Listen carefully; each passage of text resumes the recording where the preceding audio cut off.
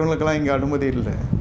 வேசிக்கல்லனுக்கு என் வாழ்க்கையில் அனுமதி இல்லை. வேணாம் ஐயா, அவனால் 1000 பிரச்சனை நன்மைகள் வருது நினச்சா கூட நமக்கு எல்லா நன்மையும் கர்த்தர் தர வல்லவராக இருக்கிறார். நமக்கேற்ற ராஜாக்கள் நமக்காக காத்திருப்பாங்க. இவன் ரெக்கமெண்ட் பண்ணி தான் போதா? நீங்கள் அப்படி விசுவாசத்தில் நிற்கணும். அவர் வீடு ஆசீர்வதிக்கப்படும். பிள்ளைகளை வளர்க்குற பொழுது நான் பார்த்து வளங்க. பின்னாட்களில் பங்காளி சண்டை வர்றதெல்லாம் பிள்ளை வளர்ப்பில் சரியில்லை. சில சமயம் பெற்றோர்கள் எல்லாம் பிள்ளைகளை தன்வசப்படுத்தி கொள்வாங்க. ஆமாம், ரெபேக்கா அம்மா பண்ணிச்சு பாருங்கள். ஏசாவை பிடிக்காம, டே நான் உனக்கு எல்லாம் செஞ்சு தரேன், நீ போய் ஆசீர்வாதம் வாங்கடான்னு இந்த மாதிரி பாஞ்சிட்டார். ஆசீர்வாதம் வாங்க யாக்கோப். கடைசி வரைக்கும் அது பெரிய பங்காளி சண்டை ஆகி வீட்டை விட்டே வெளியேற வேண்டிய சூழ்நிலை வந்துச்சு யாக்கோப். ஆமாம், பிடிக்கல, அவன் பெண் எடுத்த இடம் பிடிக்கல.